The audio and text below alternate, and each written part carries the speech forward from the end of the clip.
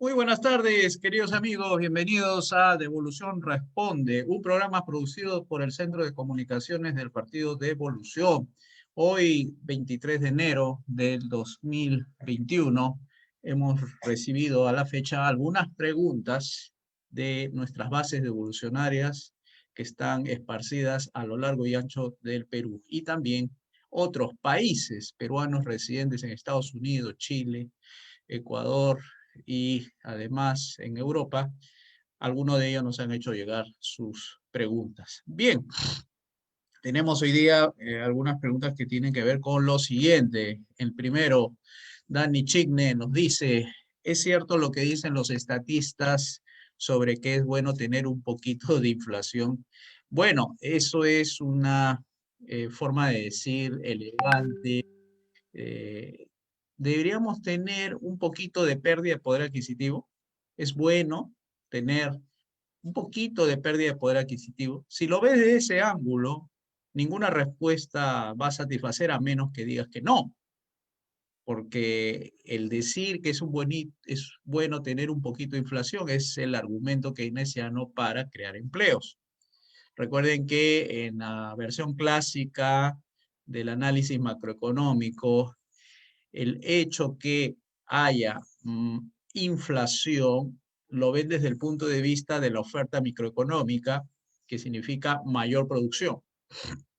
Y mayor producción significa mayor empleo, porque necesita de mano de obra para poder producir más. Es por eso que hablan en ese sentido a nivel macroeconómico. Pero eso es como aceptar que para que haya mayor producción, lo mismo es en el caso que fuese por el lado de la productividad. Si se pudiera aumentar la producción por tecnología, necesitas mano de obra. Puedes contratar más personas capacitadas para que hagan ese trabajo.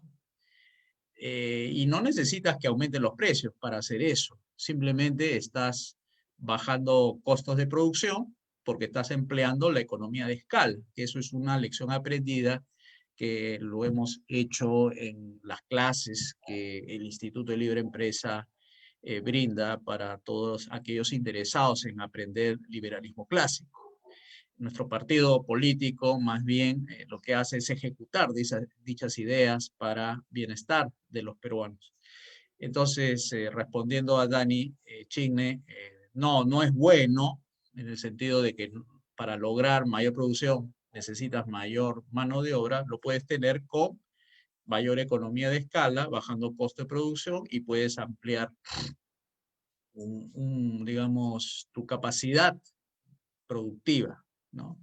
En el otro sentido, en el sentido keynesiano, lo ven desde el punto de vista del análisis macroeconómico. Ahora, la respuesta austriaca para esto es, no existe macroeconomía, lo que existe son individuos y no es agregados económicos como hablar de oferta agregada, demanda agregada, consumo de las familias, consumo de empresas, consumo del gobierno. Lo que existe son consumo de personas, consumo de entidades jurídicas, pero también conformadas con personas. O sea que no vale, no hay macroeconomía dentro del análisis austriaco.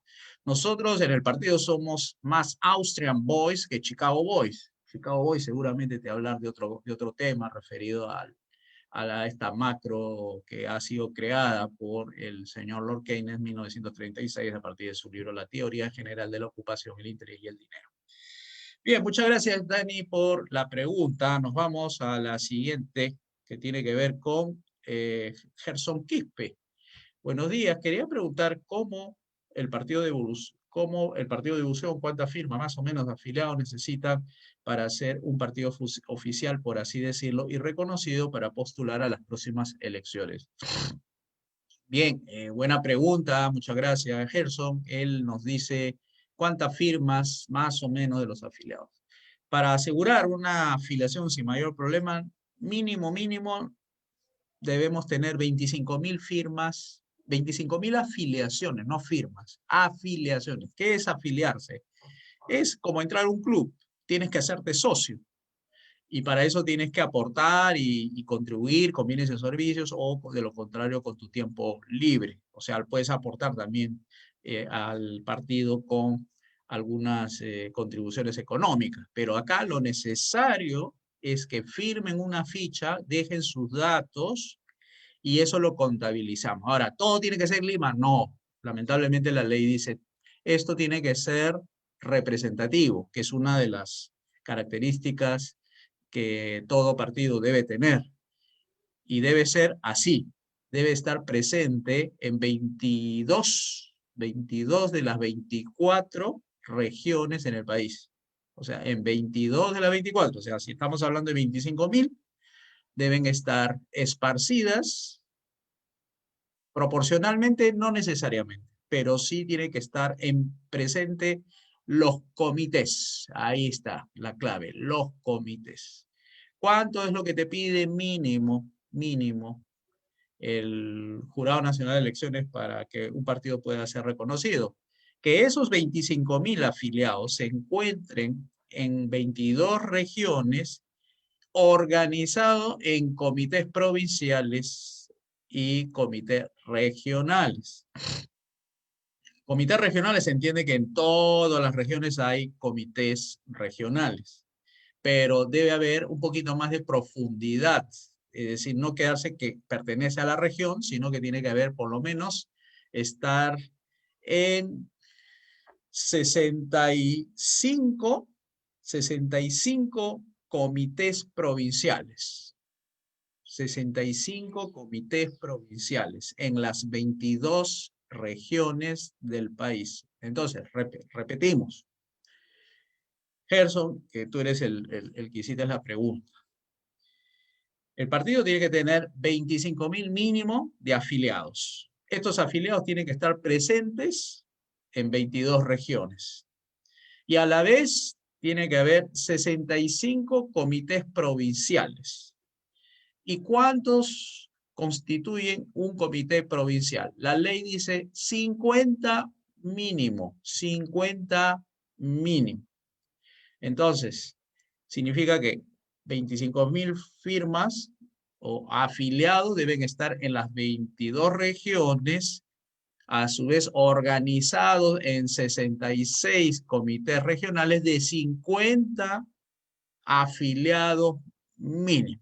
Así es lo que pide la ley. Así se reconoce a un partido. Ahora, ¿qué hay dentro de un comité? Bueno, actividades. O sea, tiene que demostrarse que para constituirse como comité tiene que tener un libro de actas oficialmente inscrito, notarialmente registrado, donde se pone dentro del libro de acta las actividades que realiza dicho comité.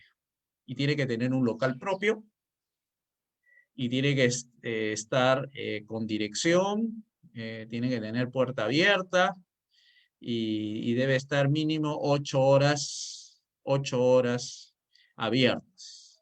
¿Ya? O sea, tiene que ser un local con su letrero, que esté en un local, digamos, no necesariamente céntrico, pero sí que esté a la vista de todos, que tenga una dirección, tenga teléfono y que esté mínimo constituido por 50. Eso es lo que nos pide la ley. A ver, quisiéramos que esos 25.000 devolucionarios hagan los 66 comités en las 22 regiones constituidas de 50 cada uno.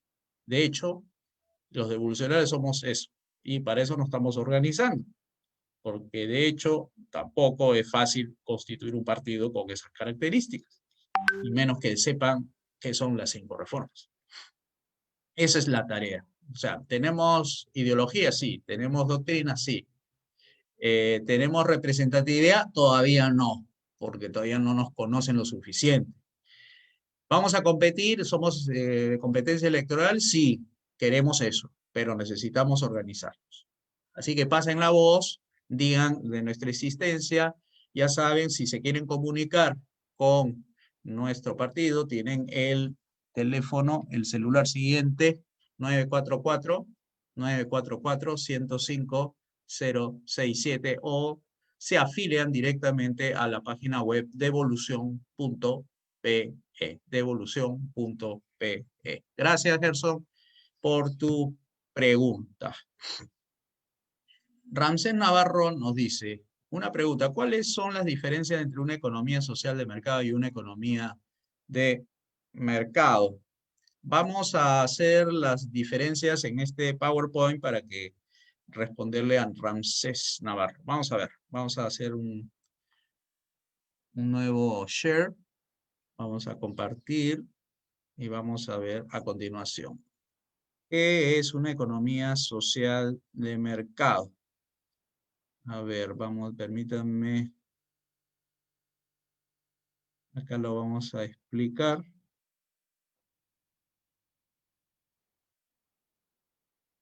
Acá lo tenemos. Una economía social de mercado como concepto es que la gente no elige tan libremente su manera de llegar a un estándar de vida apropiado para él.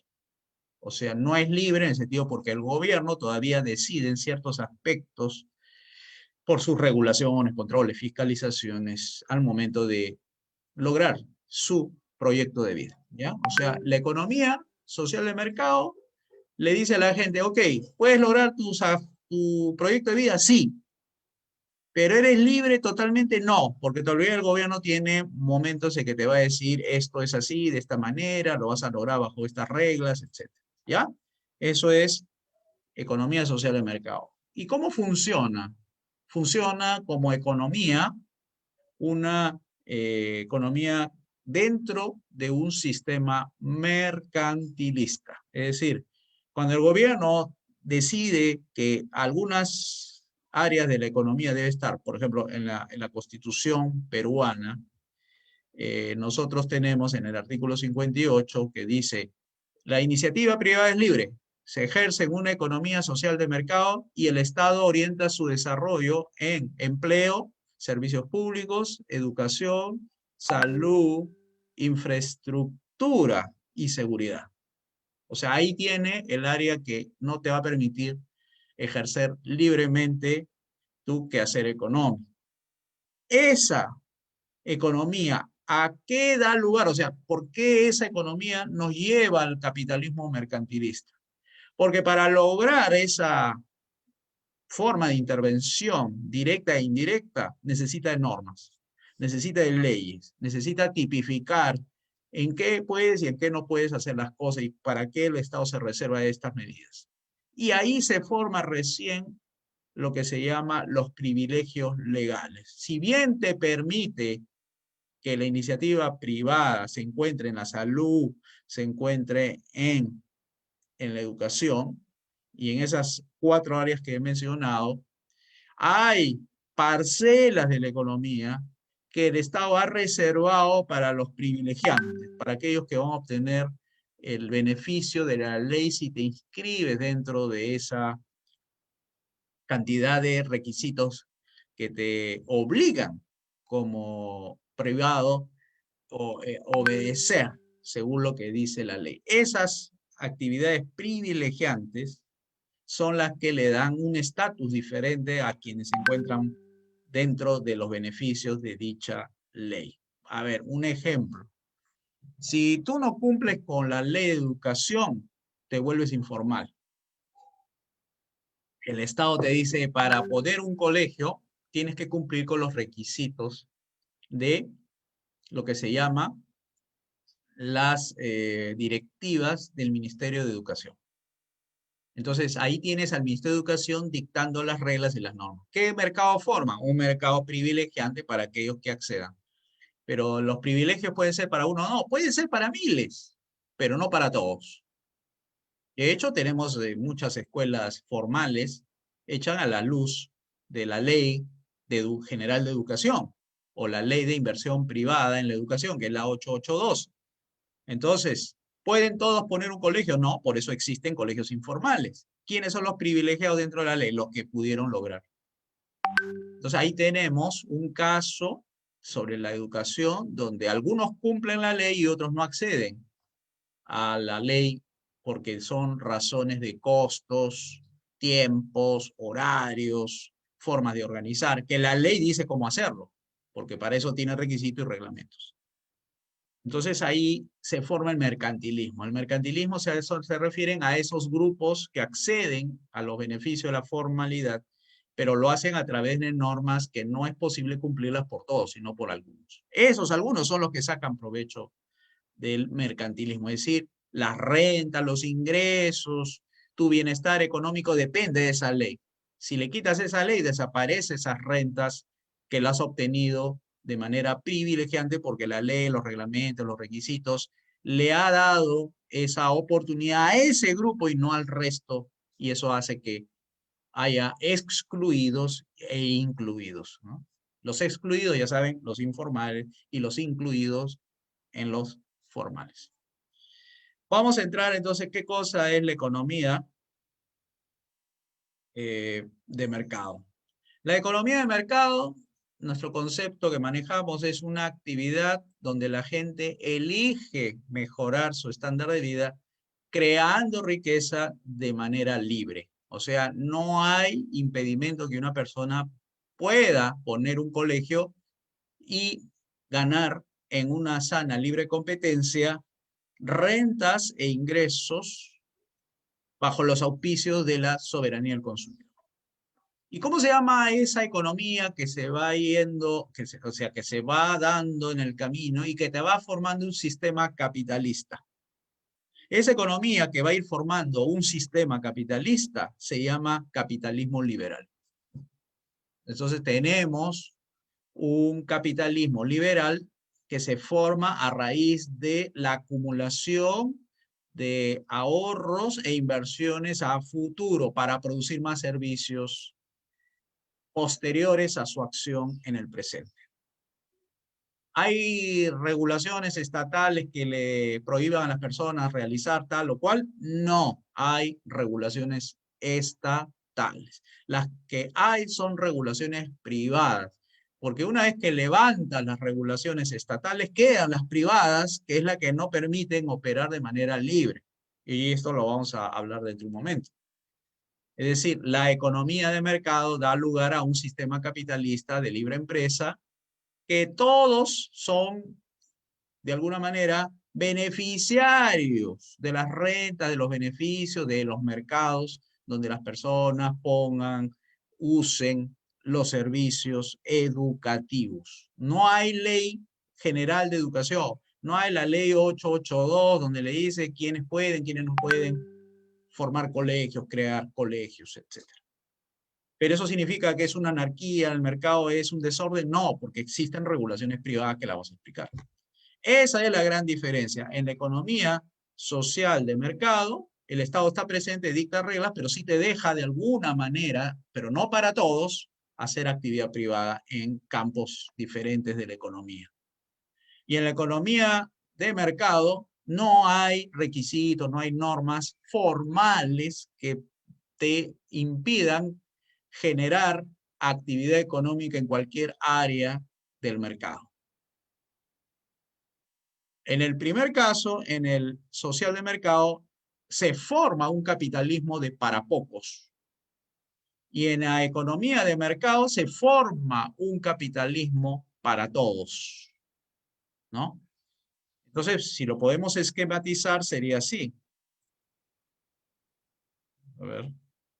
Que quede claro que el capitalismo es el sistema económico y político. No se olviden que el capitalismo también tiene derechos políticos, derecho a la vida, a la libertad y la propiedad, donde permite ahorrar y acumular riqueza. Vamos a ver. Vamos a presentar el esquema este.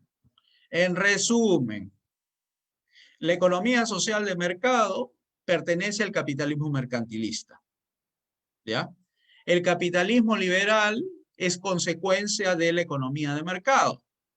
Y el capitalismo de Estado es una consecuencia de la economía planificada. Entonces, en el liberalismo, ¿qué propugnamos nosotros? Que sea una economía de mercado para que se forme un capitalismo liberal. ¿Y qué es el capitalismo mercantilista? Es la, digamos así, la característica de una parte del liberalismo y la característica de la otra parte del socialismo. Y lo que los ordos liberales quieren es decir, un poco de liberalismo y un poco de socialismo. Y que de ambos tiene cosas buenas y hay que juntarlas. Y cuando las juntas se vuelve una economía social de mercado y queda como resultado un capitalismo excluyente. Porque la economía de mercado no debió haberse afectado por los procedimientos, reglas, leyes, normas formales que el Estado le ha puesto. Y eso, ¿cómo se llama en el sentido político? Se llama socialismo. ¿Es bueno que haya un poco de socialismo? No decimos nosotros, los liberales clásicos, porque es aceptar lo malo. Un poquito de malo no te hace bueno, ni mucho de maldad te hace bueno, ni poca maldad, ni mucha maldad te hace bueno. Lo que te hace bueno es no ser malo. Y el socialismo es un sistema malo, ineficiente e ineficaz. Tomar un poquito es aceptar lo malo. Mezclar lo malo con lo bueno sale regular.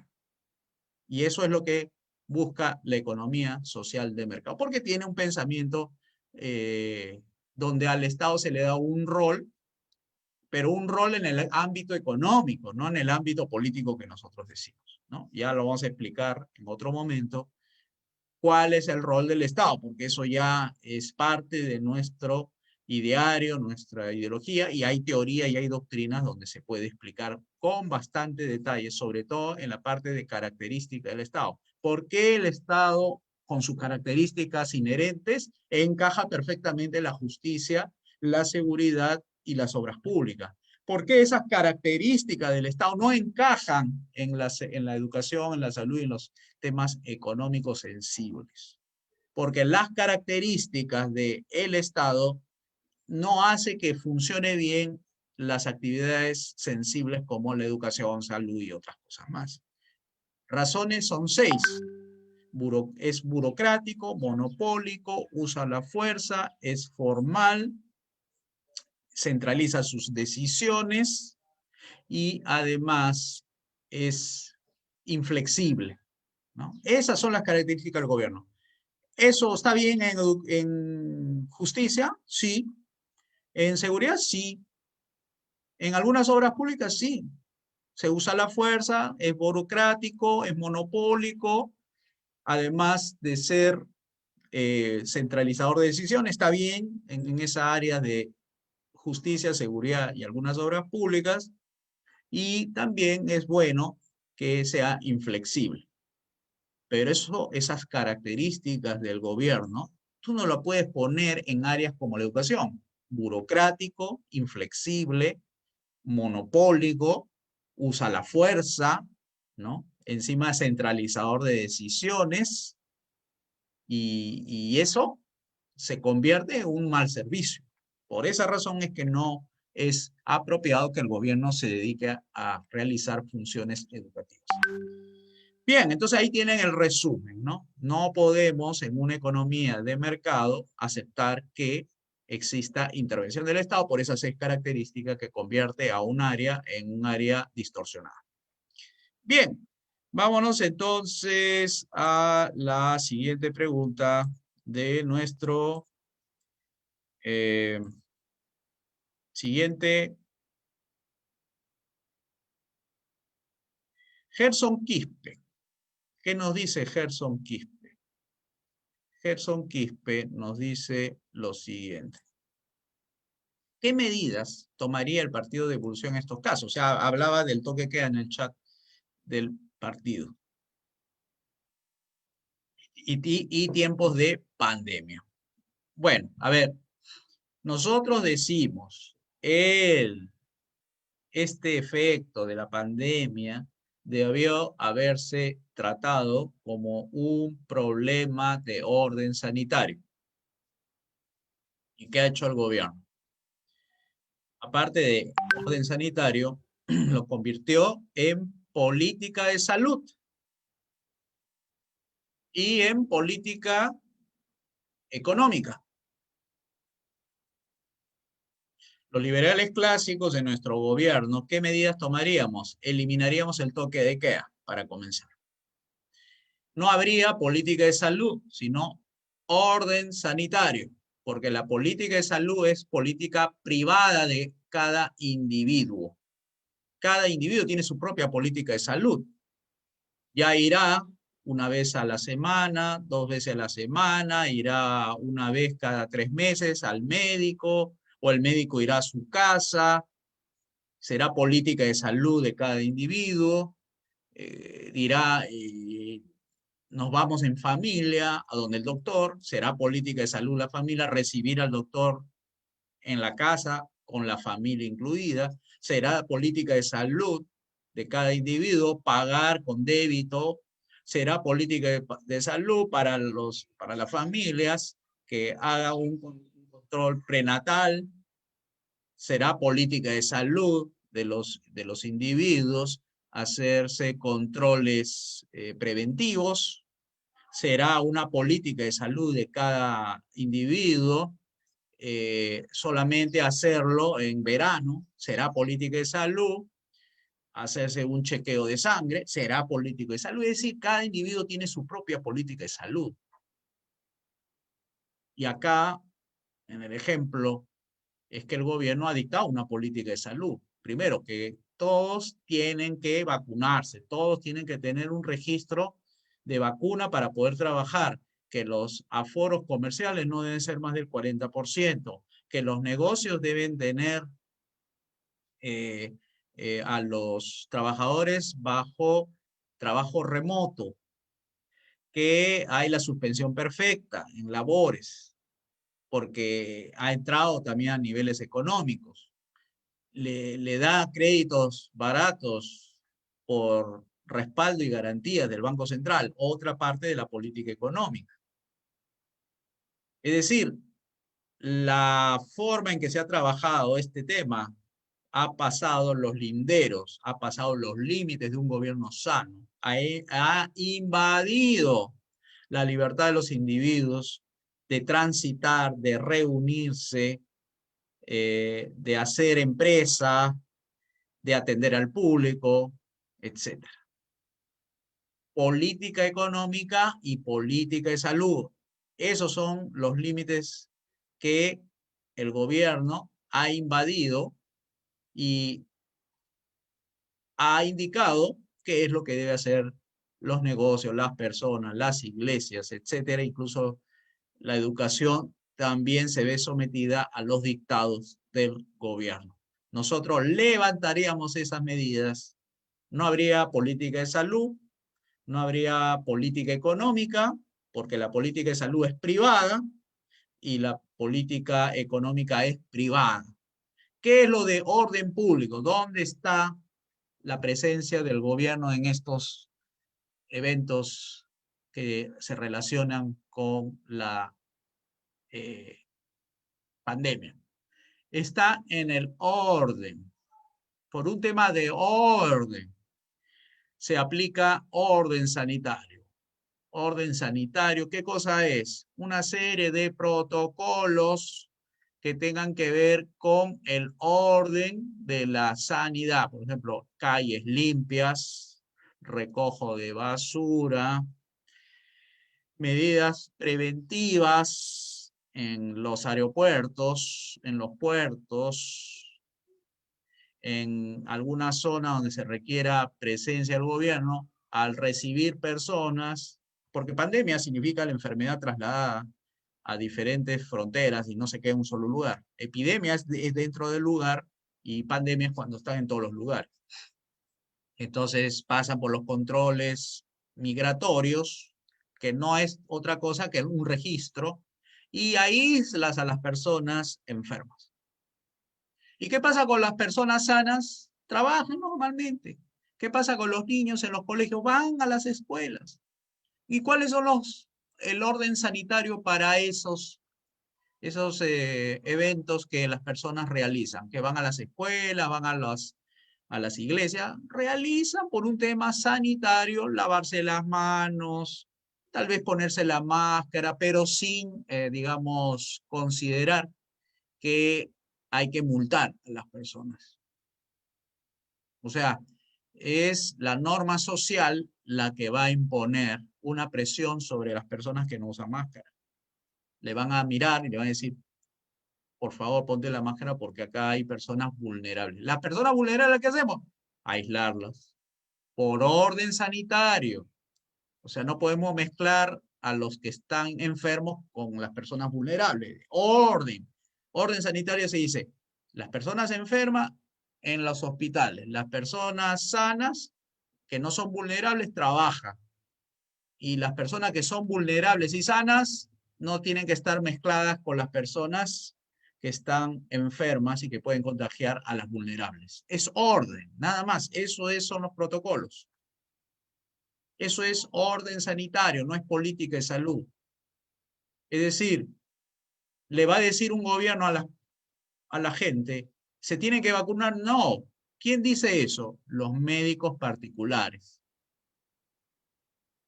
Los médicos particulares le dirán a la familia, a los individuos, a los dueños de empresas, qué deben hacer en épocas de pandemia. Nada más. Ahora la pregunta que viene adjunta a este razonamiento.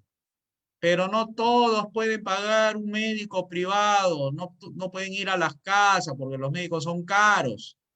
Ahí la respuesta es, para eso nosotros aplicamos las 5 reformas, para darle ingresos a las personas para que puedan pagarse su salud privada. Para eso son las 5 reformas. Como era antes, antes habían médicos de cabecera, médicos de la familia. En lugar de tú ir a los hospitales, el médico iba a tu casa. Y cuando ya no puede hacer nada dentro de la casa, recién te dice, vamos a llevarte al hospital, a hacerte chequeos, etc. Porque no tienen la casa los aparatos. Pero los médicos iban a las casas a hacerse las revisiones anuales, preventivas y todo eso. Pero eso se hace con ingresos. Y esos ingresos te lo puede dar un mercado libre siempre que sea libre. Por eso las 5 reformas. Entonces espero que se haya entendido esta política de orden sanitario, no de salud. Bien, entonces Gerson, gracias. Vámonos a otra pregunta.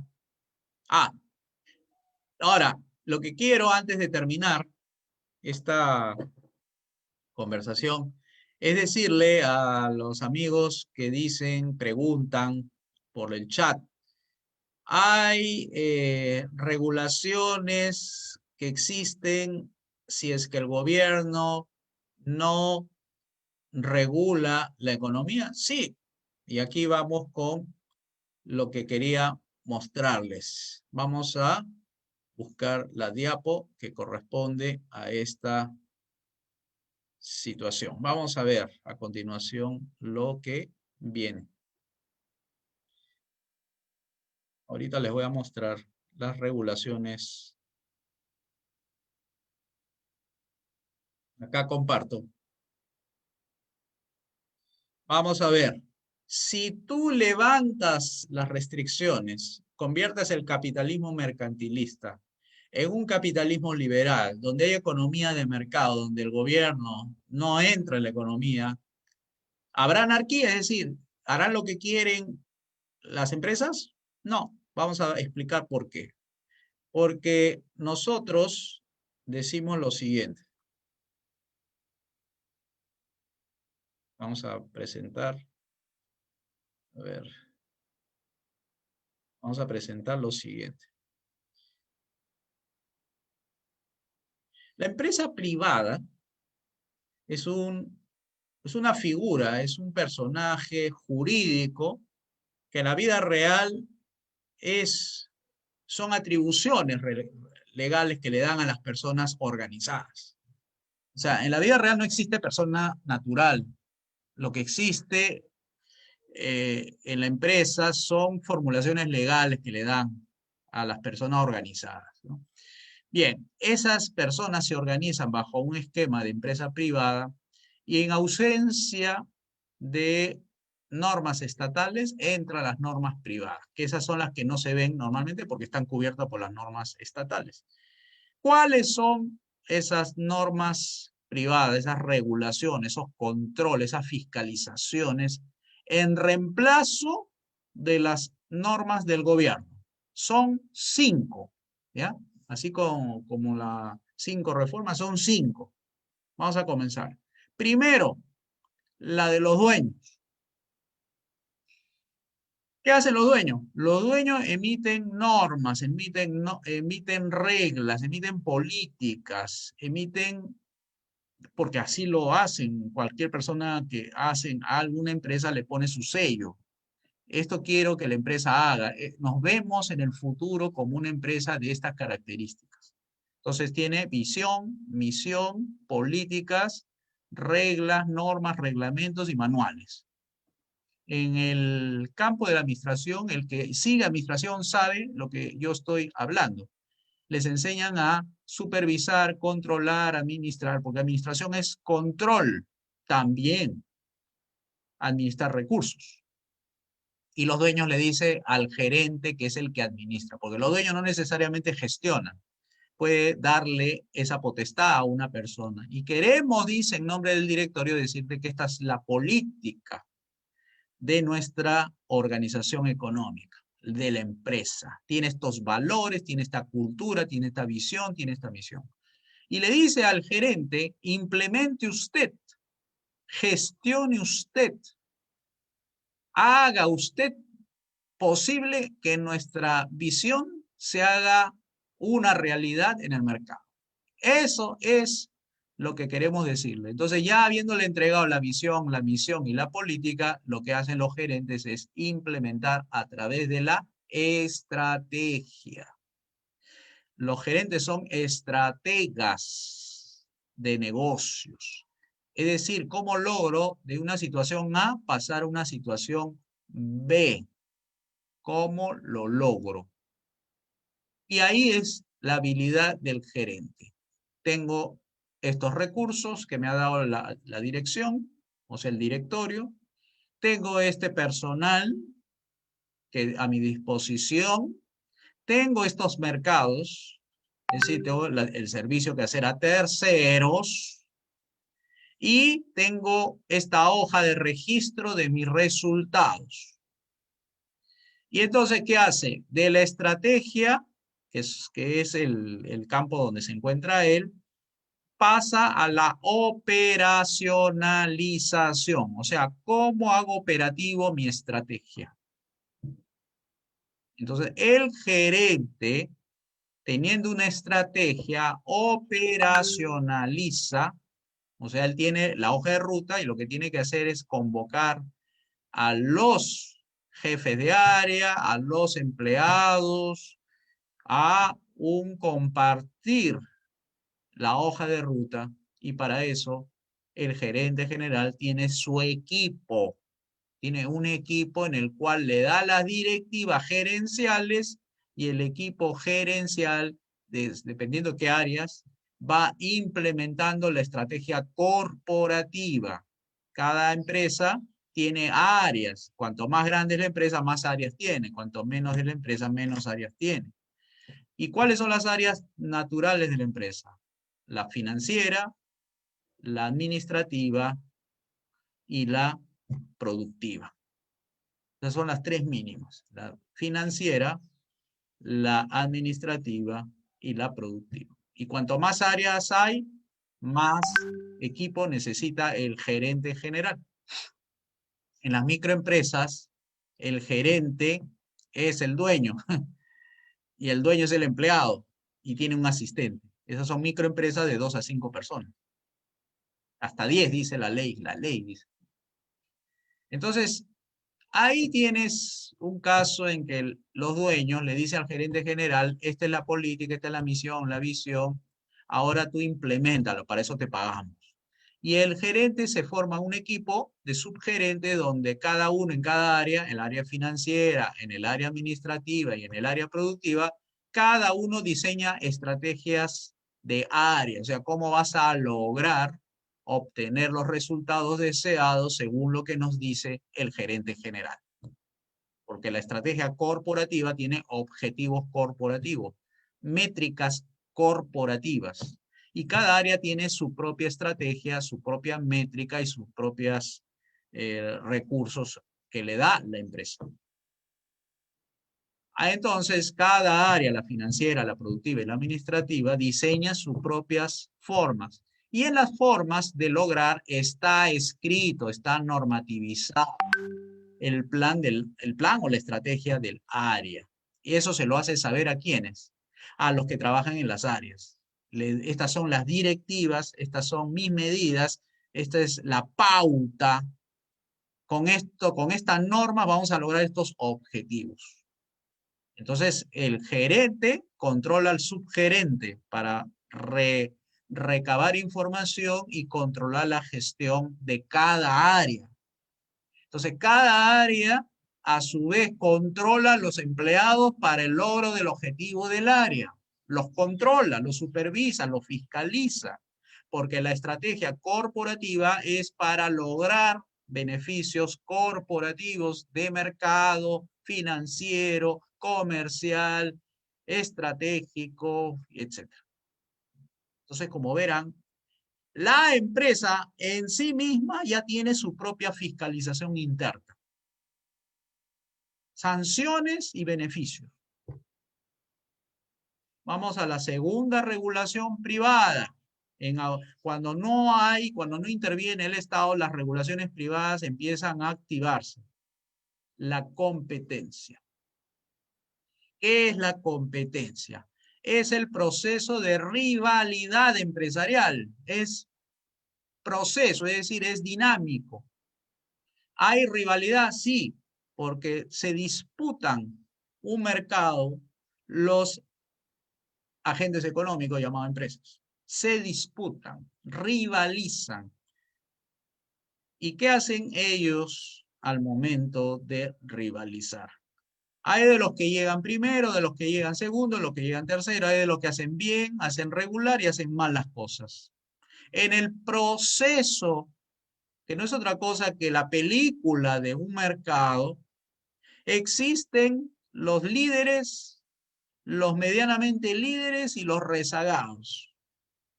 Los líderes marcan, enseñan, educan, ilustran al resto cómo ha logrado sus objetivos de mercado. Los medianamente líderes copian lo mejor de los líderes y adaptan a sus realidades de mercado. ¿Qué hace el líder? Ha hecho lo mismo que hace un momento dije. El gerente genera una estrategia, un conjunto de directivas, normas, pautas para las áreas internas. A su vez, estas áreas internas se ponen en armonía con el objetivo general, la estrategia general, y empiezan a emitir normas, regulaciones internas para cada área de la empresa. Y todo eso tiene que estar conectado con el entorno económico.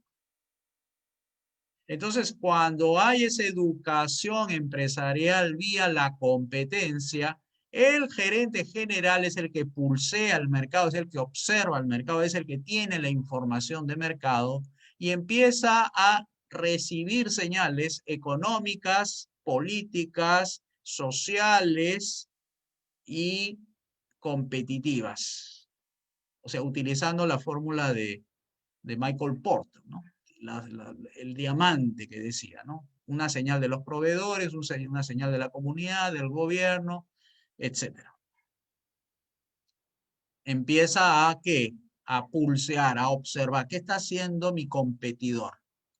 Y copia lo que le funciona para él, porque como es de acceso libre esa información, y adapta lo que le hace necesario, le hace bien para la empresa. ¿Qué hace en ese proceso? Se educa, se autocontrola, va tomando lo mejor, o sea, pauteándose Pauteándose, ¿qué significa? Se empieza a guiar de aquellas normas implícitas que están en el accionar empresarial. ¿Qué es lo que hizo? ¿Cuál fue la dirección que generó esta empresa líder para que tenga esta cuota grande del mercado? Entonces se educan, se pautean, se normativiza, en algunos casos se estandariza procesos internos para evitar desperdicios. Una de ellas son la tercerización. Ya vamos a ver eso en otro momento. Entonces, la competencia indica, pautea, normativiza, guía y de alguna manera controla que el resto haga lo mismo. ¿Hay una burocracia central? No. Es la propia praxeología que hacen las empresas para acatar en algunos casos y otros desacatar, porque hay de los rezagados que no acatan las normas del mercado y se quedan fuera del mercado. Es decir, cuando el líder dice el horario para atender al público es de 8 a 5 de la tarde, ellos lo hacen de 8 a 2. Entonces, por eso no tienen buena respuesta de mercado. O los productos hay que presentarlos con estos niveles de precios y esas pautas, esas normas que le está diciendo hay que cobrar esto, ellos lo hacen fuera del mercado. O sea, no lo hacen dentro de los precios de mercado. Se salen tan rezagados. No han cumplido, no han logrado los costos necesarios para llegar a esos precios. Entonces tiene segunda regulación económica que sustituye naturalmente al gobierno cuando quita su positivismo jurídico del mercado. Tercera regulación, tercer control que ejerce la economía sobre la empresa. Tiene sus propias leyes, sus propias normas, sus propias regulaciones. Vamos con la tercera. Las certificadoras. Las certificadoras son empresas que certifican empresas. Las certifican hasta lo que se conoce bien es la calidad. Hay entidades mundialmente reconocidas, por ejemplo la SGS, en el ámbito de la calidad, que no es la única, pero es una de las principales, que le dice a las empresas cómo llegar a la calidad del servicio, a la calidad productiva, a la calidad administrativa de las empresas. Esas son normas, son controles que ejercen las certificadoras sobre las empresas y las empresas piden ser certificadas. Porque la certificación es una prueba de seguridad del servicio, de que se está dando lo que ofrece. Voluntariamente las empresas piden la certificación para darle seguridad y confianza a sus clientes, de que han pasado la prueba de certificación y le da a sus productos y servicios estándares de calidad que necesitan para ganarse la confianza del público. Hay certificaciones de calidad, por ejemplo, aparatos eléctricos tienen certificaciones de seguridad que le dan empresas certificadoras de la calidad. Por ejemplo, los enchufes, los aparatos eléctricos tienen un sello que se llama UL, que si lo miran en los enchufes, tienen un círculo y dentro del círculo está la palabra UL, que significa United Listed. Y esa certificadora dice que ese enchufe tiene la seguridad de que va a funcionar como un certificado de garantía, de que el aparato eléctrico tiene esa garantía, porque tiene la certificación, se hizo bajo los parámetros, las normas y las regulaciones que le dieron las certificaciones a esas empresas para que accedan a ese sello de calidad. Así hay en las empresas educativas. Cuando ingresan a unos clubes exclusivos llamados asociaciones de universidades y escuelas de negocios, la ABSC, que esa es una de ellas, que son gremios donde están las mejores universidades del mundo, para acceder a ser miembro de ese club, necesitas adecuarse a sus normas, estándares, regulaciones, para que ellos te den la entrada y la certificación de que eres una buena escuela, facultad, universidad en los términos educativos. Fíjense que estas son las regulaciones preventivas, ¿ah? Estas son las regulaciones preventivas. Porque hay las regulaciones post, es decir, las sancionadoras. Acá vamos a hablar de 5, pero hay una sexta, pero esta ya es ex post, que son las regulaciones coactivas, o sea, bajo sanción. Sanción coactiva del gobierno. Cuando comete fraude, crimen, engaño, estafa, eso pasa al Poder Judicial. Esa es la sexta, pero esa es la, digamos, la que sanciona con las normas formales y legales cuando engañas, estafas, cometes crímenes en perjuicio de tus clientes. Vamos a la cuarta regulación preventiva de origen privado en sustitución de las estatales. Los grupos de interés, llamados stakeholders. Toda empresa está en un entorno social que están siendo ahora más fiscalizadas que antes. Estas entidades que son asociaciones de consumidores, pueden ser medios de comunicación, pueden ser investigaciones privadas de universidades, pueden ser independientes, pueden ser otros grupos que están interesados en algún aspecto de una empresa. ¿Qué hacen estas entidades, organizaciones, personas, universidades, etcétera? Están también haciendo lo mismo, viendo qué hacen las empresas, informan al público, presionan a las empresas en su comportamiento. Por ejemplo, la Asociación de Consumidores toma productos y servicios y lo publica en sus revistas y a sus asociados, que a veces son miles, y señalan, indican, informan que ese producto, ese servicio tiene tal o cual desempeño, tal o cual característica, tal o cual precio, etc. Ahí está fiscalizando que hagan bien las cosas las empresas, porque para eso existen estas entidades en defensa de los consumidores. Los medios de comunicación igualmente informan al público sobre desempeños particulares de empresas. Para bien o para mal.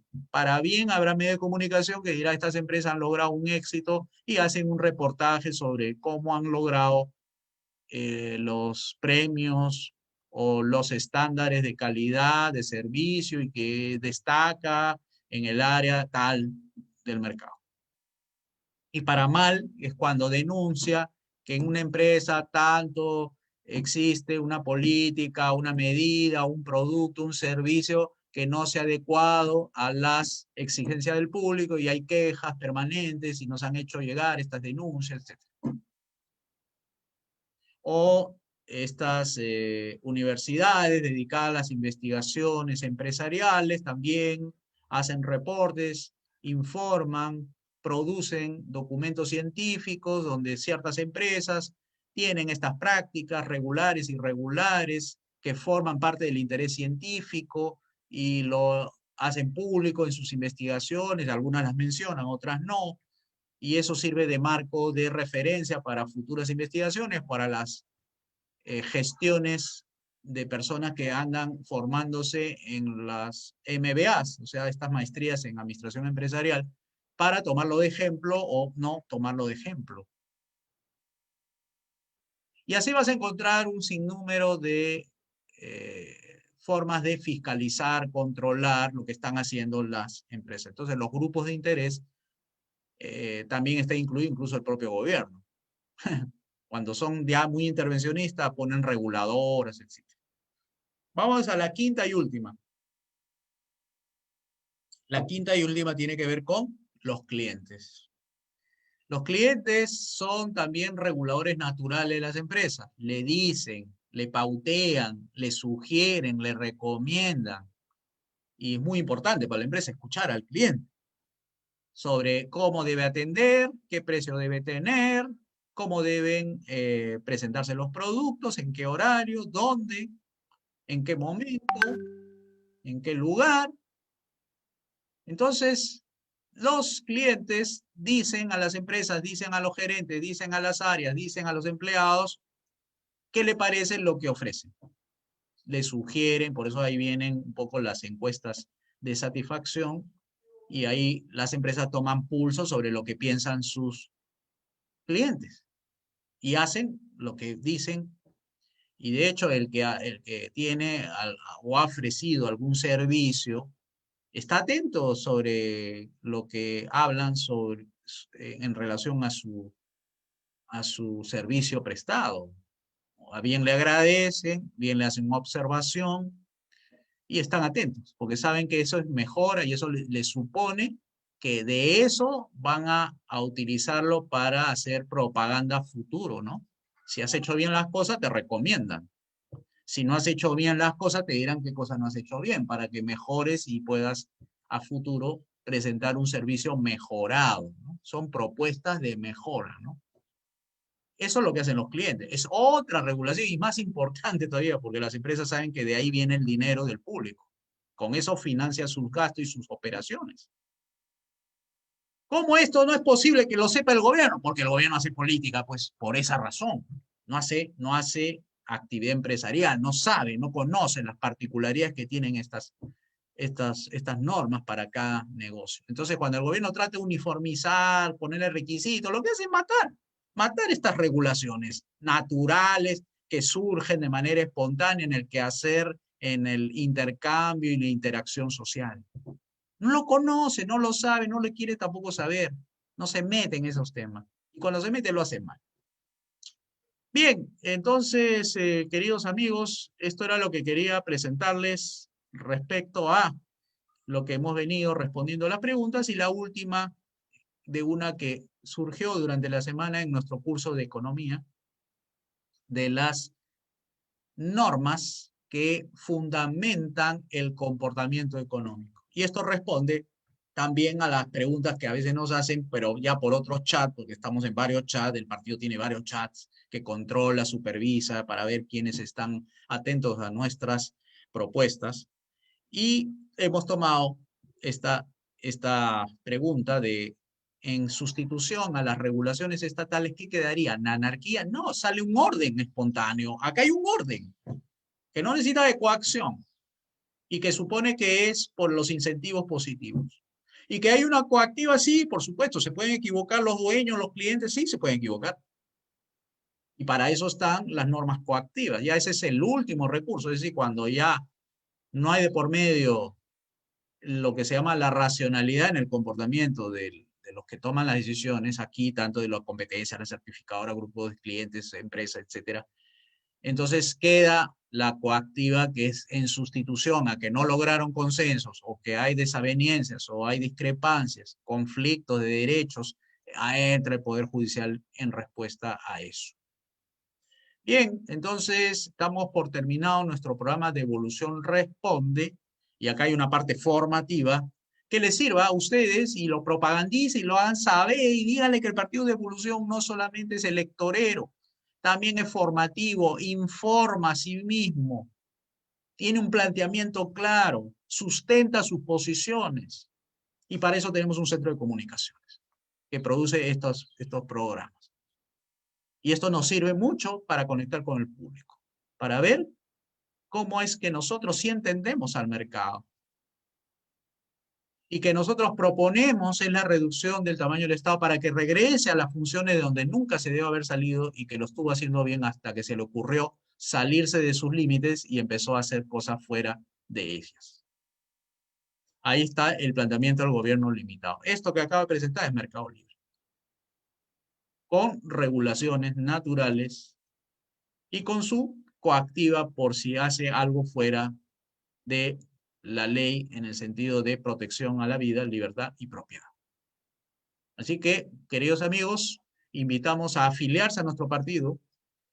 La página web que nosotros tenemos es la que ustedes conocen, la de devolución.pe, devolución.pe, y esa devolución.pe entran a la página web y abajo hay un formulario. se inscriben y se constituyen en los 25.000 afiliados que dará vida a este partido para que participe en las próximas elecciones.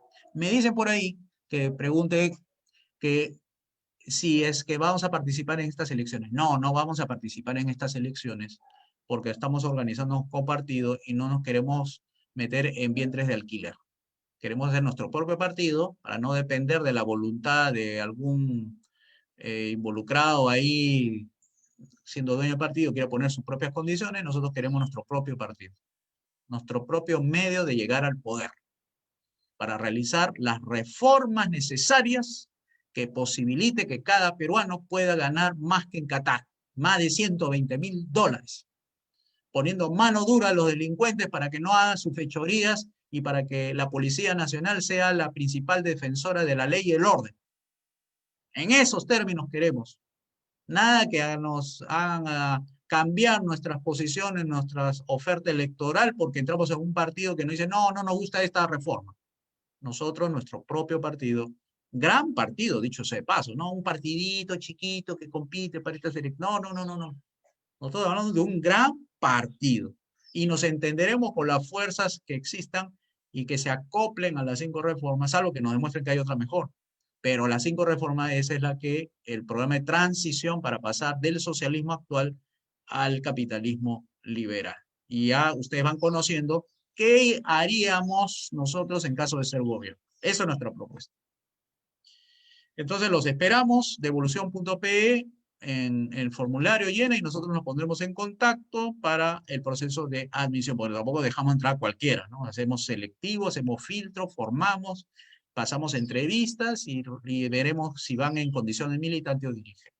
Ya están invitados. Este es un partido de todos para todos y somos gente profesional, empresarios, emprendedores, estudiantes, que abrimos nuestras puertas a cualquier peruano de buena voluntad que quiera un país libre, un país próspero, ordenado, ¿no es cierto?, de casi cero delincuencia, con altos niveles y estándares educativos, de salud, abundantes hospitales para que la gente no tenga miedo a estas pandemias y no digan, ay, no vamos a encontrar médicos, no vamos a encontrar camas, UCI y todo eso.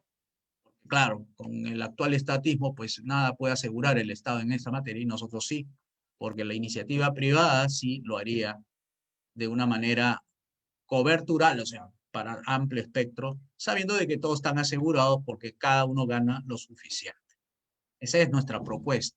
Nuestra propuesta es salir de la actual práctica. Tú no puedes pedir resultados diferentes haciendo lo mismo. Tienen que entender que si tú quieres un resultado diferente, quieres pasar de un estado diferente, del actual a uno diferente, hay que hacer otras cosas, no repetir lo mismo y todo dorando la píldora cuando no haces reformas. Nosotros hacemos reformas de fondo. Así que estás invitado a nuestro equipo de gobierno, a nuestro plan dirigencial, político, organizativo, formativo, para que nos ayudes a crecer. Porque vamos a hacer un gran partido de hecho para quedarnos 100 años. ¿Ya? Ahí está la invitación puesta en ti. Así que da el paso de una vez o vas a esperar que el socialista te quite tu casa, tu carro con impuestos, regulaciones, etcétera, o te tengas que ir del país porque no hay futuro. Así que están invitados, queridos amigos, ¿ya? Nos vemos entonces la próxima semana con Juan Alberto Ugaz y quien les habla el miércoles a las 9 de la noche en el análisis devolucionario que toca los temas de coyuntura. Muchas gracias y que tengan un lindo y excelente día de hoy, sábado 23 de enero del 2021. Muchas gracias.